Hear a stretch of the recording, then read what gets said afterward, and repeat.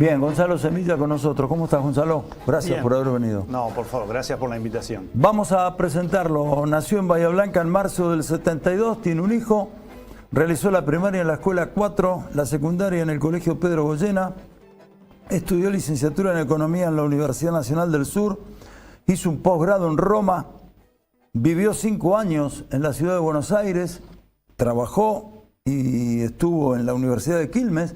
Bueno, de hecho todavía sigue estando como profesor en la Universidad de Quilmes, pero además es docente de la UPSO y docente de la Universidad Nacional del Sur, economista en jefe del CREVA. ¿Y cómo estamos? ¿Cómo estamos? Y recién escuchamos a Héctor. Bien no estamos, claramente. Tenemos muchos... Yo trato siempre de ir de lo general o particular en los análisis que hacemos. Tenemos indicadores macroeconómicos e indicadores micro. Pero claramente, ¿cómo estamos? Siempre nosotros decimos, ¿en comparación a qué? El dato solo decir crecimos un 10% el año pasado, solamente si es absoluto estamos muy bien.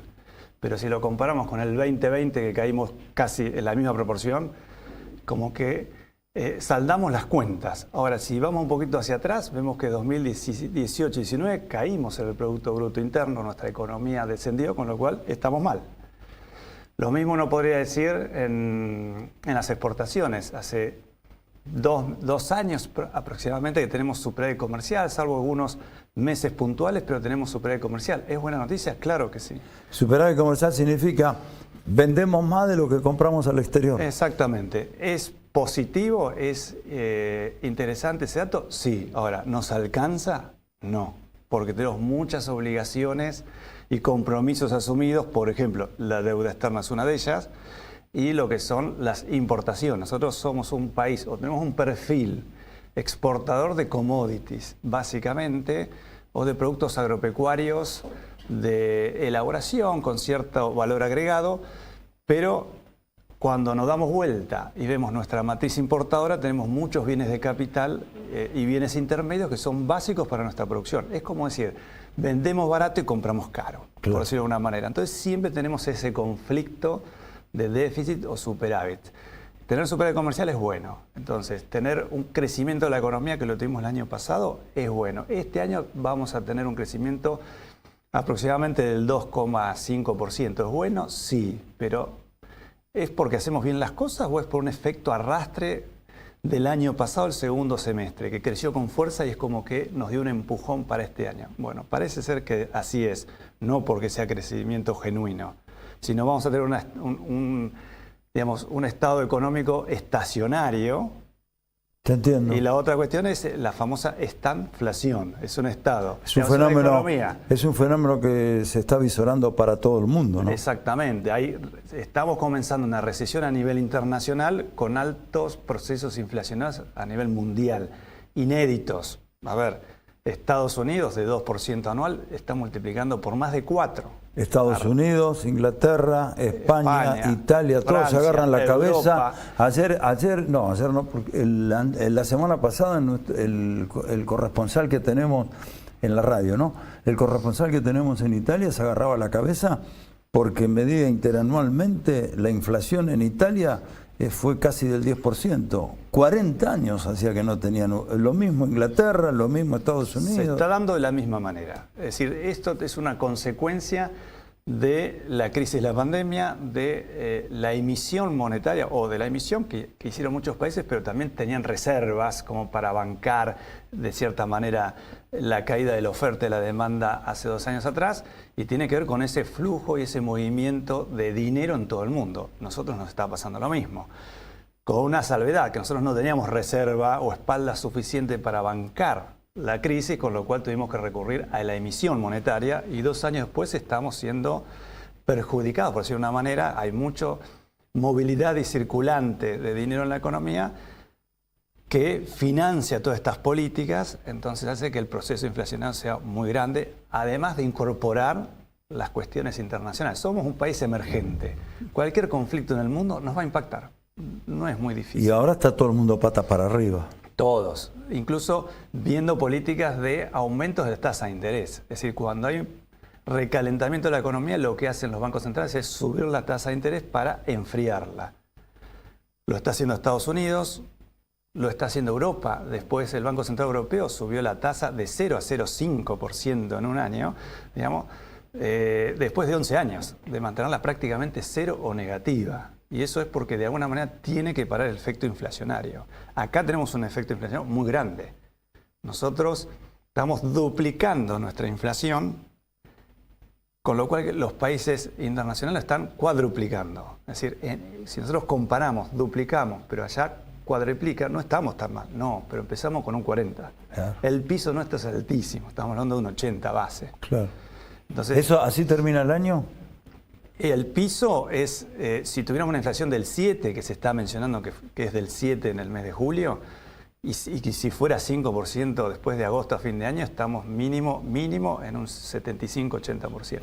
¿Cuánto hay? La misma pregunta que le hacía recién a Héctor, estabas escuchando. ¿Cuánto hay de especulación, de defiendo mi interés, me importa, voy a ser grosero sin ninguna pretensión académica, me importa 3 pitos lo que pasa, si explota o no explota? Porque ahí también hay mucho de eso. La economía no se sostiene sin la política. Sí. Eso no es que la economía va por acá. Separados. No, es imposible. Es imposible. Y hay mucho de especulación. Y hay mucho, lo que decía Héctor, de cobertura. Yo necesito cubrirme. Por las dudas.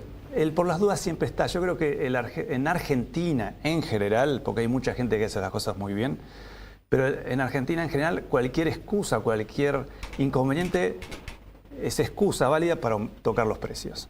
Y los precios son, una vez que suben, son rígidos a la baja. Lo aprendemos cuando estudiamos economía. Una vez que subió, no bajan más, salvo una hambruna, que es lo que uno estudia, o una guerra hace que la demanda fuera 0 y debieran bajar, pero si no, no bajan más. Entonces, ¿hay especulación? Sí.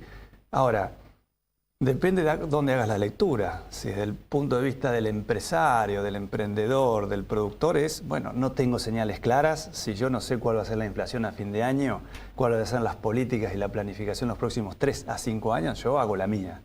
Y el emprendedor o el empresario invierte para ganar. Invierte para tener rentabilidad. Claro. Obviamente la rentabilidad en Argentina no es la misma que en el mundo. En el mundo una rentabilidad razonable es del 3%, 4% anual. Con esta inflación del 10% la rentabilidad debería ser superior. Pero cuando hablamos del 3 o 4% a nivel internacional, en Argentina estamos hablando del 40-50. Es decir, algo anda mal. Y el por las dudas. A ver, cambiamos de ministro. Al día siguiente, el lunes siguiente, el dólar blue, el contado con liqui, aumentó 10-15%.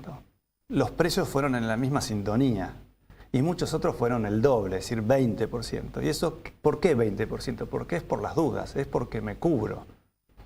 Entonces, esa cobertura es y tiene que ver con esta reposición. Si yo te vendo un producto, cuando me doy vuelta hacia la cadena productiva de proveedores, el producto no lo puedo comprar, yo hice mal los negocios, hice mal mis cuentas. Entonces yo necesito estar holgado y la gente prefiere estar holgada. Incluso en la cadena de valor, cada interviniente en la misma hace sus propias cuentas. No necesariamente miran cuál es la inflación de 70, hacen sus propios cálculos.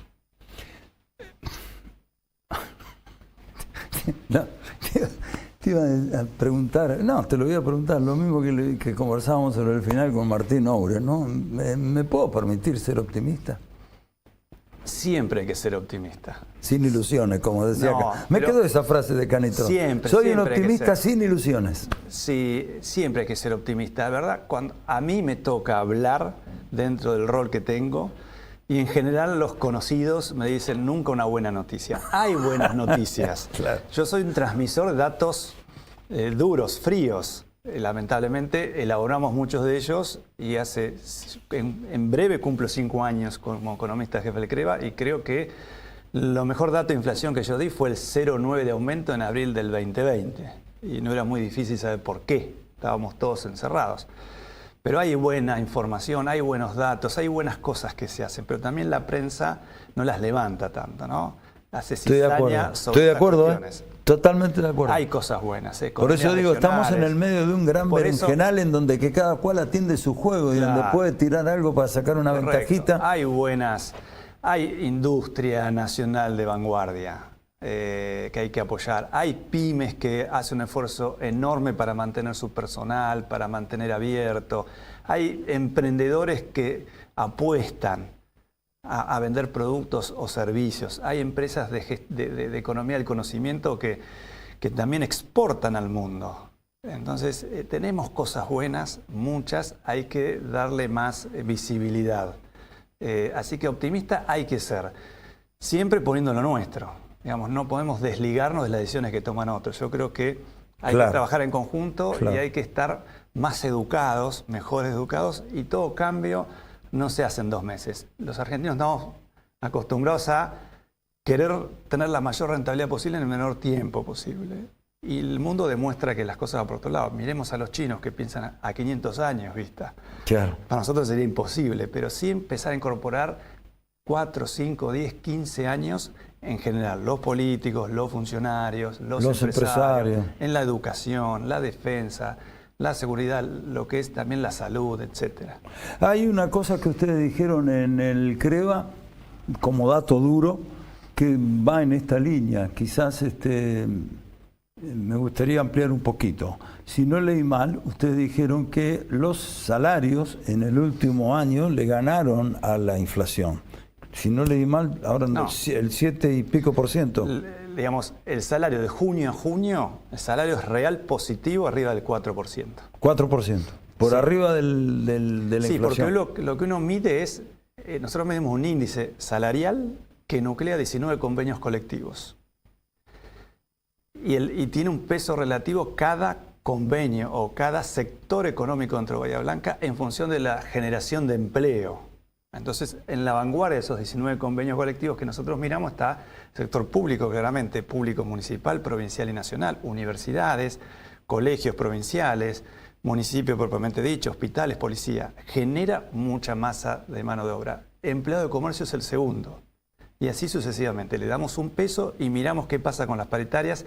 En general, una paritaria de un empleado raso, por decirlo de una manera, que no tiene antigüedad ni presentismo. Y siempre tomamos esa variación.